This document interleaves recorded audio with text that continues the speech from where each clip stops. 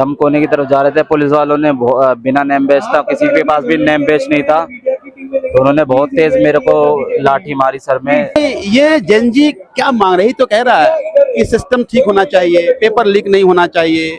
अगर ये करने में धर्मेंद्र प्रधान सक्षम नहीं, उनको रिजाइन कर देना चाहिए, प्रधानमंत्री रिजाइन ले ले। सवाल यही है जो यहाँ आए हैं, इनकी जायज मांगों को लेकर ये आए हैं। इनके साथ अन्याय हुआ है, अत्याचार हुआ है, लेकिन अफसोस के साथ कहना पड़ रहा है कि जायज मांग को मांगना दूर रहा, इनके ऊपर लाठियां चलाई गई। As far as education is concerned, that is very important. They have spoiled the entire thing. The students are like, between the devil and the deep sea. वो कैसा लग रहा था यार, हमारे बच्चे पिट रहे हैं, और हमारे बच्चे किस चीज के लिए पिट रहे हैं? अपने भविष्य के लिए, फ्यूचर के लिए, एजुकेशन के लिए, बेसिक राइट्स। विश्व गुरु कहते हैं हम, वर्ल्ड इकोनॉमी, और हम एक शिक्षा नहीं दे सकते। जो ये मांग रहे गलत मांग रहे हैं। एक नैतिकता के आधार पे वैसे ही मंत्री को इस्तीफा दे देना चाहिए। इतनी छोटी सी मांग है इनकी, जो आमतौर पे आम सरकारों में मंत्री वैसे ही करते। बात तो खैर बीजेपी करती नहीं ना। सटीक खबरों का सीधा असर। आप देख रहे हैं एनसीआर समाचार, सच्ची और पक्की खबरें। 21 तारीख है आज, और जंतर मंतर पे मैं मौजूद हूँ। यहाँ पर आप देख सकते हैं कल के मुकाबले में आज डबल भीड़ है।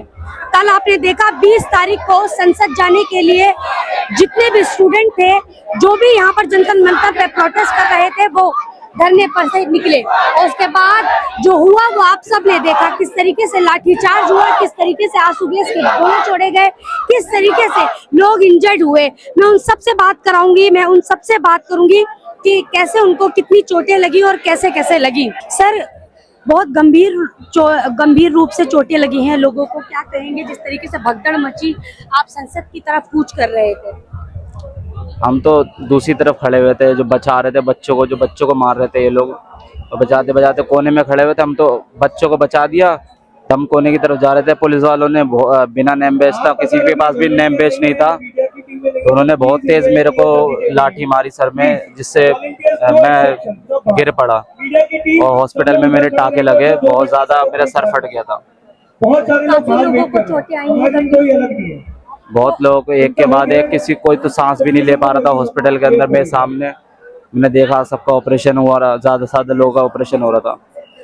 देखिए, अभी अरविंद केजरीवाल भी यहाँ पहुंचे थे, संजीव झा भी यहाँ मौजूद है। मैं आपसे बात करना चाहूंगी सर, लगातार हर पार्टी के, चाहे वो कांग्रेस के हो, चाहे वो आम आदमी पार्टी के हो, या फिर हर पार्टी के लोग यहाँ पर पहुंच रहे हैं। देखिए, मुझे लगता है कि जिम्मेदारी है सभी पार्टियों का, बड़ी जिम्मेदारी है, क्योंकि ये जो नौजवान हैं, ये जो कल ब्रुटैलिटी हुई, लाखों लोग सड़क पे थे, तो मुझे लगता है कि ये जेनजी क्या मांग रही तो कह रहा है कि सिस्टम ठीक होना चाहिए, पेपर लीक नहीं होना चाहिए। अगर ये करने में धर्मेंद्र प्रधान सक्षम नहीं, उनको रिजाइन कर देना चाहिए, प्रधानमंत्री रिजाइन ले ले। इसमें कौन सा अहंकार प्रधानमंत्री का? एक सर धरना प्रदर्शन अन्ना हजारी के समय पर था, जब आम आदमी पार्टी बनी। अब एक प्रदर्शन ये है जो युवाओं का है, जिस पर लाठीचार्ज हुए, आंसू गैस के गोले छोड़े गए, यहाँ इतने सारे लोग इंजर्ड हो रहे थे। देखिए, ये जो छोटे छोटे नौजवान हैं, छोटे छोटे बच्चे हैं, ये केवल सड़कों पर आए थे कि व्यवस्था ठीक हो जाए।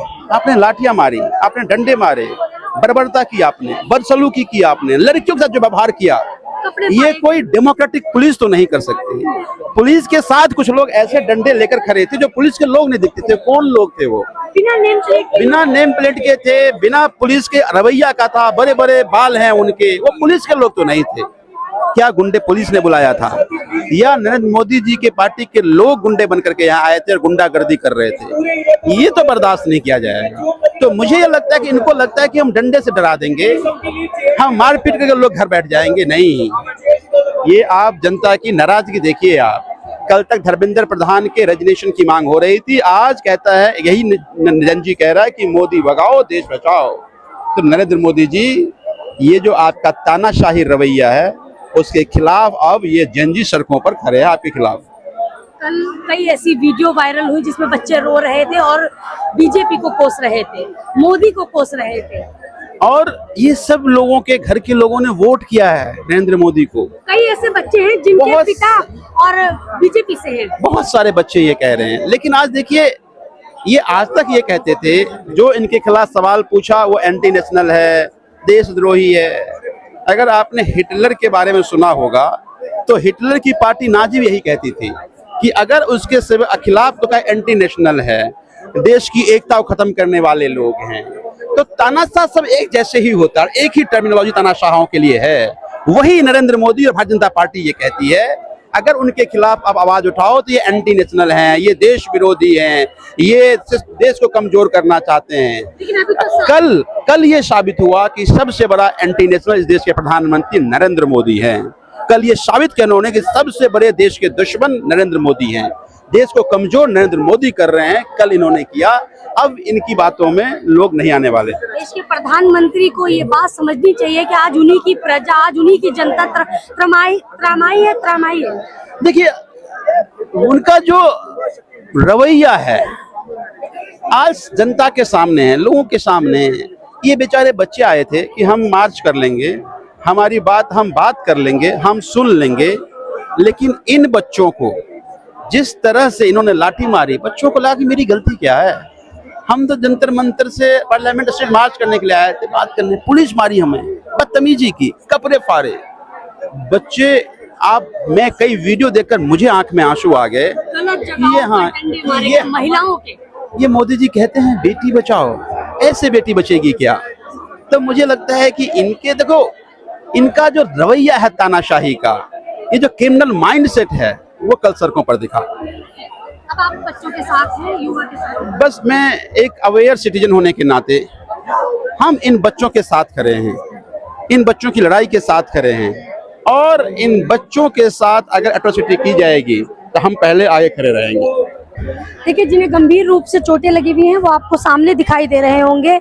जितनी भी सवाल ये है कि अभी जैसे मैंने संजीव झा से बात की, उनका कहना ये था कि अगर पुलिस प्रशासन को लाठीचार्ज करना था या फिर आंसू गैस के गोले छोड़ने थे तो क्या सर पर डंडा मारना जायज था?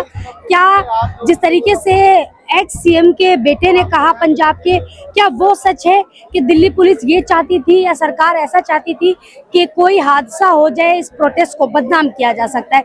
जिस तरीके से चोटें मारी, जिस तरीके से लाठीचार्ज हुआ था, उसके बाद लगा शायद प्रोटेस्ट को रोक दिया जाएगा या प्रोटेस्ट खत्म हो जाएगा, लेकिन आज वो प्रोटेस्ट डबल ट्रिपल उभर कर आया है। आप सामने देख सकते हैं, आज पूरा रोड जाम हो रखा है। यहाँ पर अरविंद केजरीवाल भी पहुंचे, सौरभ भारद्वाज भी यहाँ मौजूद हैं, संजीव झा मौजूद हैं, कुलदीप कुमार मौजूद हैं, आम आदमी पार्टी के कई विधायक अध्यक्ष यहाँ मौजूद हैं। आप सामने देख सकते हैं वॉलंटियर्स में जिनको ज्यादा चोटें लगी हैं वो बैठे हैं। मैं जरूर कोशिश करूंगी उनसे बात करने की, लेकिन आप भीड़ देख सकते हैं किस तरीके से उभर कर आई है।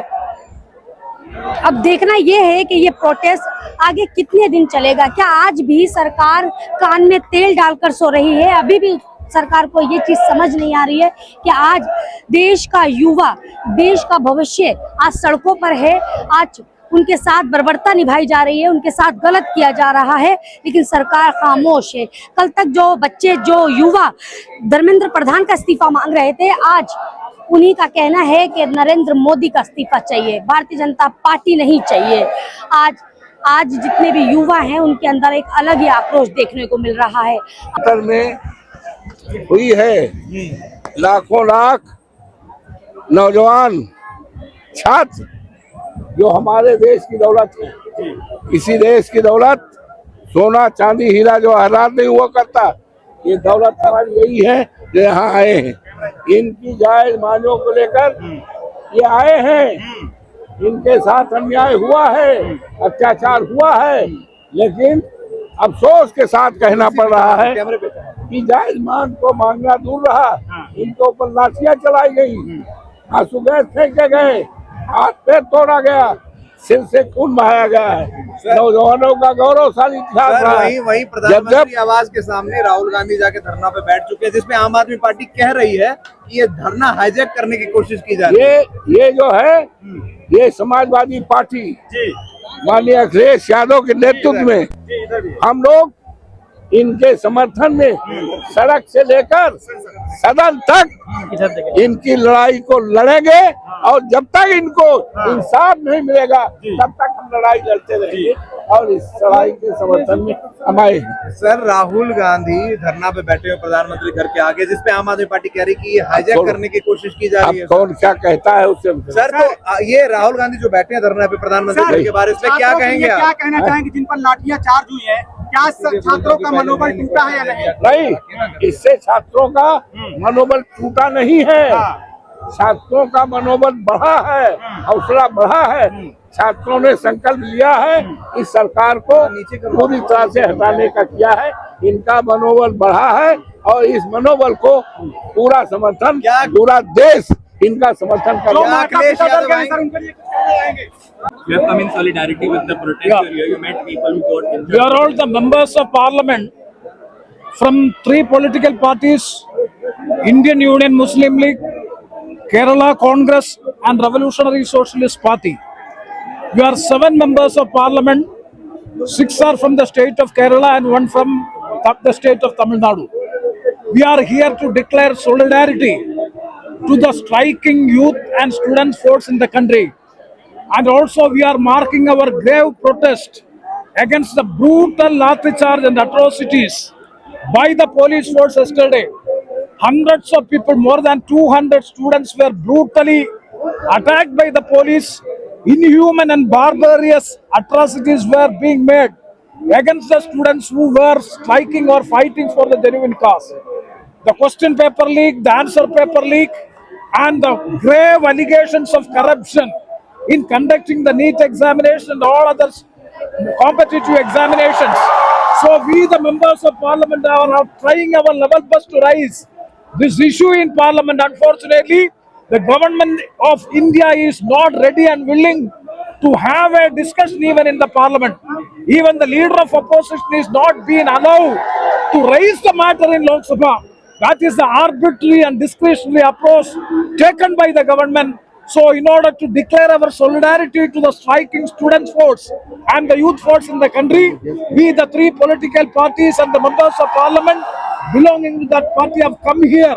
And we have seen that hundreds of students are being brutally attacked, and the injuries, the fractures, and the way by which the police have manhandled them yesterday, for which also we are marking our strong protest. Mr. Prem Chandra, in a very serious, Mr. Gandhi, leader of opposition, is sitting outside Prime Minister's residence. He's doing a protest. Jitendra Singh and all have come here. 2 ministers have come and talked. Jitendra Singh has assured that dialogue will happen. In the same hand, Aam Aadmi Party has raised serious allegations that Modi and Rahul Gandhi there is a jugalbandi between them. They stand exposed. No government has come here for a month, but the government, the minute Mr. Gandhi sits, how is he allowed to protest outside there? What's your take on it? See, our point is this is not the time for any political blame game. What Mr. Arvind Kejriwal was said is not proper, not suited for this occasion. It is a quite unfortunate observation made by him. Congress, by their own stand, they are having their own political stand. And Rahul Gandhi is the first person who is making this issue in the public. He has conducted so many students' interaction, so many agitations he has raised, and they are conducting a strike. That's also good. Having a march in front of the parliament by the Congress, led by Mallikarjun Kharge and Rahul Gandhi, it is also giving more impact to the strike. Instead of promoting and instead of encouraging it, a person like Arvind Kejriwal making political blame and trying to take advantage of the situation is quite unfortunate, improper. It is not good for having this movement. It is not good for the movement. It only weakens the movement.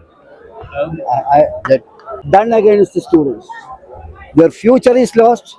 The entire family is really crying. Government is doing all kinds of wicked deeds. What we have demanded is that this is to be discussed in the parliament. In addition to that, the education minister should resign from the post. It's a holy post. As far as education is concerned, that is very important. They have spoiled the entire thing. The students are like, between the devil and the deep sea. They have meant, we will support the students at any cost. We stand with them. in the parliament, whatever is the position we are having, we will use it for the final victory of the students. We are with them. We express our solidarity. We seven MPs are here. 5 from Muslim League, all are present. Then Kerala Congress leader Francis George, he is also here.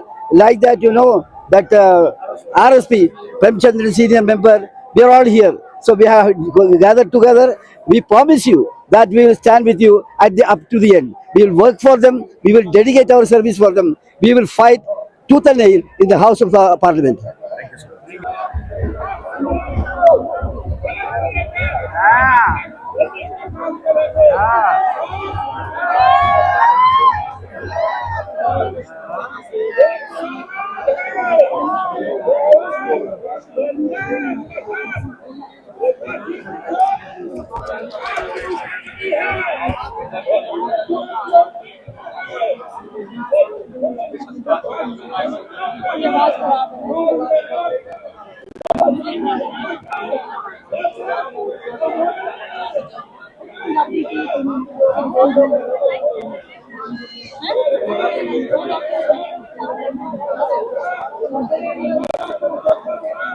Punjab से ex CM के बेटे भी यहाँ पर मौजूद है। सबसे पहले मैं आपका नाम जानना चाहूंगी सर। मैम, मेरा नाम राहुल इंदर सिंह सिद्धू भट्टल है।